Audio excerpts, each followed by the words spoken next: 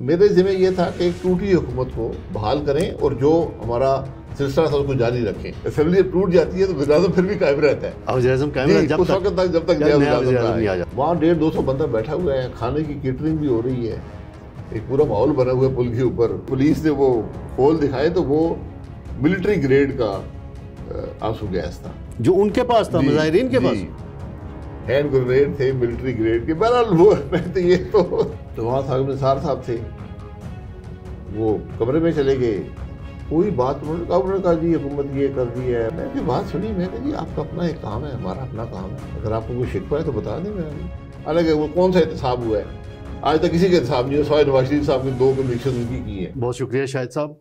ये बताइए कि आप जब वज़ीर-ए-आज़म बन गए 2017 में 28 जुलाई को मियां नवाज शरीफ को नाअहल करार दे दिया गया, तो मेरी उससे 2-3 दिन पहले आपसे मुलाकात हुई है। मिनिस्ट्री पेट्रोलियम में मैं किसी खबर के सिलसिले में आया था, तो मैंने आपको कहा कि शायद भाई आप वज़ारत उज़्मा के लिए क्यों नहीं मान रहे। मुझको मेरी इत्तला थी कि आपका नाम कंसिडर किया जा रहा है, तो आपने कहा जो अल्लाह को मंजूर होगा वही होगा। तो आप वज़ीर-ए-आज़म बन के आपने कितनी मुश्किलात सही कि एक तरफ इस्टेब्लिशमेंट आपकी पार्टी के पूरी ख़िलाफ़ थी, दूसरी तरफ अदलिया ख़िलाफ़ थी। आपने किस तरीके से बड़ी मुश्किल हालात में TLP का एक बहुत बड़ा धरना हुआ, बड़ा वाक़या हुआ, उसको हैंडल किया आपने, तो थोड़ा से बैकग्राउंड बता। बात ये है कि मुझे किसी ने मशवरा नहीं किया प्राइम मिनिस्टर बनाने से पहले। 28 तारीख को जजमेंट आई है, 29 को मीटिंग हुई पार्टी की। ये स्पेकुलेशन चल रही थी उस वक्त, कुछ अखबारों में आया, कुछ ऐसी बातें आई, लेकिन मुझसे कोई मशवरा किसी ने नहीं किया था। वो मीटिंग में जो कुछ हुआ उसके भी बहुत से विटनेस हैं। बहरहाल ये मियां नवाज साहब की मेहरबानी है कि उन्होंने इतने 185-88 87 जी उसमें से मेरा नाम सेलेक्ट किया। मैं इसके फ्रेंकली इसके हक में नहीं था जो उस वक्त तरीक़ाकार था। मेरा एक तो ख्याल ये था कि हमें इलेक्शन में जाना चाहिए, और दूसरा जो ये था कि शहबाज साहब आएंगे पंजाब से और फिर वो मैंने कहा ये चीज़ मुनासिब भी नहीं है और इसको हम डिफेंड नहीं कर सकेंगे, और फिर पंजाब हमारा बेस है, शहबाज साहब यहाँ आएंगे 3-4 महीने लगेंगे तो नुकसान हो जाएगा। बहरहाल वो फैसला हो गया। 10 महीने पूरे मैं वज़ीर-ए-आज़म रहा और मुझे कोई मसला नहीं था, क्योंकि आपको क्लैरिटी होनी चाहिए कि मैंने काम क्या करना है। ये सब मुश्किलात ज़िंदगी में, हर काम में मुश्किलात भी होती हैं। अगर आप मुश्किलात की बातें करने रहेंगे फिर काम रुक जाते हैं। अपना काम करें, अपना काम करें। मुश्किलात जो हैं उनकी ज़्यादा परवाह मत करें, क्योंकि जो लोग मुश्किल पैदा करते हैं उनकी ये जो ओहदे होते हैं ये मॉरल अथॉरिटी पे चलते हैं। तो जो आदमी अपनी कुर्सी पर डिपेंड करता है कि ये कुर्सी मुझे सहारा देगी, वो नहीं चल कुर्सी नहीं सहारा देगी। ये आपकी जो इखलाकी कदरें होती हैं उसकी बुनियाद पे आप चलते हैं। अगर कोई गलत काम कर रहा हो, कोई धरना ले आए, कोई और पनामा लीग और ये डॉन लीग, ये फलानी चीज़ें जो हैं, तो ये इनकी कोई हैसियत नहीं होती, क्योंकि वो झूठ होता है। तो उन चीज़ों की परवाह मत करें। तो मेरे ज़िम्मे ये था कि एक टूटी हुकूमत को बहाल करें और जो हमारा सिलसिला था उसको जारी रखें। तो अल्लाह के करम से पहले दिन अगस्त 1 से लेकर 31 मई तक उसमें मैंने कोशिश की कोई कमी ना आई। तो इंशाल्लाह चलता रहा। आखिरी दिन भी रात के 12 बजे तक हमने काबीना की मीटिंग की, फैसले किए, बड़े उस दिन फैसले हुए, और सुबह तक हम बैठे, मैं और फवाद साहब बैठे, मिनट्स बने, हमने मिनट साइन किए, इम्प्लीमेंटेशन के लिए भेज दिए, तो फिर हम घर गए। यही रमज़ान शरीफ का महीना था, और हमने जाके फिर याद सादिक साहब ने एक सैली रखी थी, तो मुझे भी पता नहीं था, उनको भी याद नहीं, मुझे भी याद नहीं, उसको पता नहीं था कि असेंबली टूट जाती है तो वज़ीर-ए-आज़म फिर भी कायम रहता है। उस वक्त तक जब तक नहीं आ जाता। मैं जब गया शहरी पे तो मेरे ख्याल था कि सिक्योरिटी, लेकिन वहाँ पूरी उन्होंने घेरा, प्रॉपर सिक्योरिटी, तो बड़ा एक अजीब सा माहौल पैदा हो गया। बहरहाल वो एक वक्त, बहरहाल इंसान कोशिश करता है जो उसके ज़िम्मे। सर एक फ़ैसला आया जस्टिस फ़ाइज़ ईसा साहब का 2017 के उस TLP के फैज़ाबाद धरने के हवाले से, जिसके बाद उस वक्त की इस्टेब्लिशमेंट जनरल कमर जावेद बाजवा हो गए, जनरल फैज़ हो गए, वो उनसे नाराज़ हुए, फिर उनके ख़िलाफ़ रेफरेंस भी हुआ। इसका बैकग्राउंड क्या आप समझते हैं? मुझे फैसले याद नहीं है, लेकिन ये किस तरह लिया गया था, किसी की पिटीशन थी मेरे ख्याल जी, पिटीशन दायर हुई थी, उस पर उन्होंने ये लिया और उन्होंने देखिए वो वहाँ पर जो कुछ हुआ वो तारीख का हिस्सा बन गया है, लेकिन हकीकत ये थी कि उसके सारे उसके मामले के आप पहलू देखें तो बड़ी एक तमाशा था। जी बिल्कुल। यानी पंजाब हुकूमत जो थी उसमें कोई आदमी कोई काम करने को तैयार नहीं था, बिल्कुल, ना होम सेक्रेटरी, ना आईजी पुलिस, ना डीसी, ना कमिश्नर। अब आपके दारुल हुकूमत पे चढ़ाई के लिए तीन तरफ जो है, जो पुलिस है वो कोई काम करने को तैयार नहीं है। चांदनी चौक से आगे पुलिस नहीं आती थी, यानी उनको कोई खुफिया हाथों से इंस्ट्रक्शन थी। बिल्कुल, खुफिया हाथों से इंस्ट्रक्शन थी। यानी Shahbaz chief secretary, IG police मुझसे वो आंख मिला के बात नहीं कर सकते थे। अच्छा, ये हालात थे। यानी पूरा माफिया काम कर रहा था पीछे। माफिया नहीं था, पीछे एक माहौल बना दिया गया था कि भाई ये नहीं है। तो वो वहाँ 150-200 बंदा बैठा हुआ है, खाने की केटरिंग भी हो रही है, एक पूरा माहौल बना हुआ है पुल के ऊपर, और पुल का दारुल हुकूमत मफलूज है। तो मैंने उस बात की ज्यादा परवाह ही नहीं की। मेरा उसका रद्द-ए-अमल ये था कि ठीक है बैठे रहे। लेकिन फिर जब आपने एक दिन जनरल बाजवा साहब को बुलाया और फौज को आपने कहा कि जी आप इसको देखें, मैंने जनरल बाजवा साहब को नहीं बुलाया। उसकी क्या बैकग्राउंड है, थोड़ा बताएं। बैकग्राउंड ये नहीं है, बैकग्राउंड ये है कि एहसन इकबाल साहब वज़ीर दाखिला थे। तो 10 दिन वो बैठे रहे। मैं उनको कहा कि यार इनको थोड़ा थोड़ा स्क्वीज करना शुरू करें, खाना वाना बंद करें, ये चीज़ें करें। इतना तो हमारे इख्तियार था। बिल्कुल। तो मैं कहा इसकी टाइमिंग जो है ना, हमने मीटिंग की, हमने कहा टाइमिंग जो है ये इसका तयन हम करेंगे, ये बुध की बात है। ठीक है सर। ये जुमेरात को एक पिटीशन दायर हुई इस्लामाबाद हाई कोर्ट में। उस जुमे को फैसला आया कि और आईजी को बुलाकर ऑपरेशन आईजी और उनको हुक्म दिया गया कि अपने मंडे तक आपने क्लियर करना। बिल्कुल ठीक है जी। इसमें वज़ीर दाखिला को नहीं बुलाया गया, हुकूमत को नहीं बुलाया गया, जज साहब ने आईजी को बुलाकर हुक्म दिया। तो जब एहसन साहब ने उनसे बात की कि भाई ये फैसला हम करेंगे, उन्होंने कहा जी मैं तो नौकरी करनी है और हमें तो हुक्म है कि मंडे तक इसको क्लियर करना है। यानी खून खराबे का खतरा था उस ऑपरेशन में? कोई खून खराबे का खतरा नहीं था। तो सैटरडे को मैं लाहौर में जाना था मैंने, तो मैं क्योंकि सड़क बंद थी तो हेलीकॉप्टर से जाते थे। वो ये फोटो मेरे पास मौजूद है। जी जी। तो हम उसके जब ऊपर से गुजरे तो मैंने देखा कि पुलिस जो है ना वो ऑपरेशन कर रही है, दोनों तरफ से ऑपरेशन क्या करे, चहलकदमी करते हुए आ रहे हैं। अच्छा। जिस तरह माल रोड पे आप चलते हैं ना बरी के, इस तरह दोनों तरफ से पुल के पुलिस चहलकदमी करते हुए। कोई उनके पास गाड़ियां नहीं है, कोई बख्तरबंद गाड़ियां नहीं है, कुछ भी नहीं है। और नजदीक पहुंच के चंद उन्होंने वो मारे। तो मैंने हेलीकॉप्टर लगा, मैं कह रहा यही चक्कर लगाओ तमाशा देखते हैं ये है क्या। तो उन्होंने चंद आंसू गैस के गोले मारे, जैसे ऐसे ही जैसे कैजुअली जैसे आप मारते हैं। जी जी। तो आगे से अगर उन्होंने एक गोला मारा तो 10 गोले वापस आए। अच्छा, पूरे ट्रेन होते जी। और वो फिर बाद में जो पुलिस ने वो होल दिखाए तो वो मिलिट्री ग्रेड का आंसू गैस था जो उनके पास था, मुजाहिरीन के पास। हैंड ग्रेनेड थे मिलिट्री ग्रेड के। बहरहाल वो तो ये मिलिट्री ग्रेड वो तमाशा मैंने खुद देखा तो इस्लामाबाद पुलिस पसपा हो गई। यानी आपने हेलीकॉप्टर से वो सारा मंजर, फोटो मेरे पास है। वो फोटो शेयर करें जी, कोई हमें दें जी। आप मैंने वहां जाके पूछा और पंजाब पुलिस आई नहीं। अच्छा, आई नहीं। पंजाब पुलिस की गाड़ियां मैंने खुद देखी चांदनी चौक पे खड़ी। चांदनी चौक 2-3 गाड़ियां, 3-4 किलोमीटर 2-3 गाड़ियां, ये नहीं कि कोई बड़ी फौज थी जो आके करती। तो इस किस्म के हालात पैदा हुए। तो ये एक, अब मैं इसको क्या कह सकता हूँ, यही चीजें हैं जिसने मुल्क को आज यहाँ पर पहुंचाया है। बिल्कुल। जब आपको ये परवाह नहीं होगी कि हमारे मुल्क के दारुल हुकूमत में जहाँ 65 सफ़ीर हैं वो क्या रिपोर्ट भेजते होंगे कि 200 आदमी ने पूरा मुल्क मफलूज करके रखा हुआ है। ये जो खराबियाँ थी, बहरहाल उसकी लंबी कहानी है। सर एक उस वक्त एक तनाज़ा खड़ा हुआ था जो नॉमिनेशन पेपर्स में, तो इन्हें रसालत वो रसूल सल्लल्लाहु अलैहि वसल्लम की आखिरी नबी मानने वाला कॉलम था, उसको उड़ाने का एक तनाज़ा, बिल में कोई गलती हो गई नहीं हुई, उसका क्या बैकग्राउंड था? आपने लॉ मिनिस्टर को इस्तीफ़ा भी लेना पड़ा, उसकी इंक्वायरी हुई थी।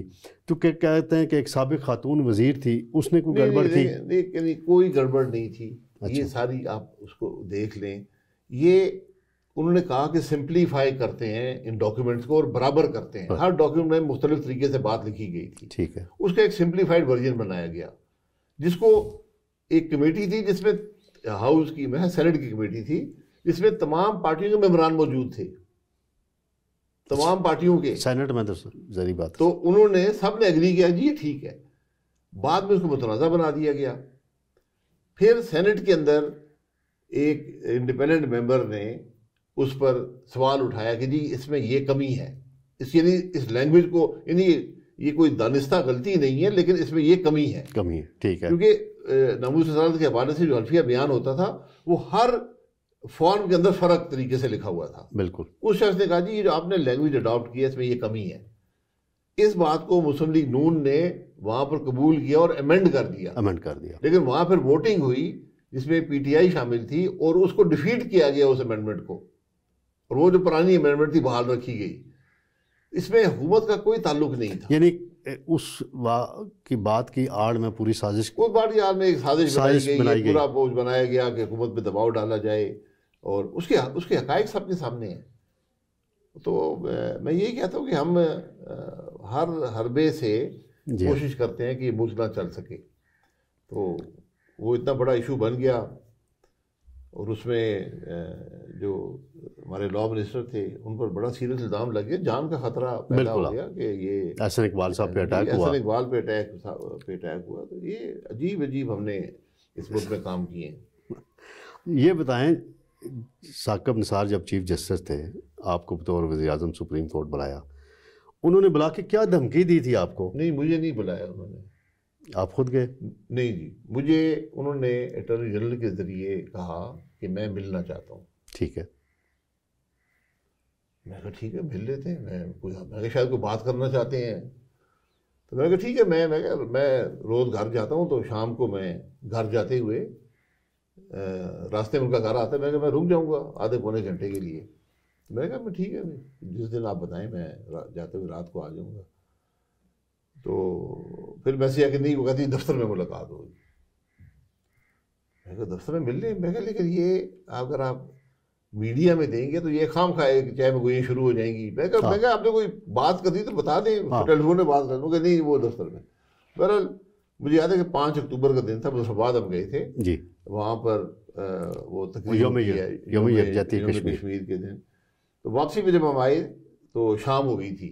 तो मैं वहीं से हेलीकॉप्टर से सीधा हम जा रहे थे, मैंने कहा यहीं चले जाते हैं सुप्रीम कोर्ट। वहाँ हम चले गए तो वहाँ साकिब निसार साहब थे, वो कमरे में चले गए। कोई बात उन्होंने कहा जी हुकूमत ये कर दी है, वो कर दिया है, मैं ये कर रहा हूँ, मैं वो कर रहा हूँ। मैं भी बात सुनी, मैं कहा जी आपका अपना एक काम है, हमारा अपना काम है, अगर आपको कोई शिकवा है तो बता दें। मैं उसको, जो आप बातें कर रहे तो सारी सूबाई हुकूमत की बातें हैं, इनसे हमारा कोई ताल्लुक नहीं है। तो वफाकी हुकूमत से अगर आपको कोई मसला है तो बता दें। और मैं कहा सूबों में हर हुकूमत की जमात की हुकूमत मौजूद है, तो आप बता दें कि कोई आपको उनसे भी खदशा तो मैं बता दूंगा। तो शुरू में उनका रवैया बड़ा ही हाकिमाना था, जारियाना था। मैंने उनकी बात बड़े तामुल से सुनी। तो फिर मैंने कहा जी ये आपका अपना एक डोमेन है, हमारा अपना डोमेन है।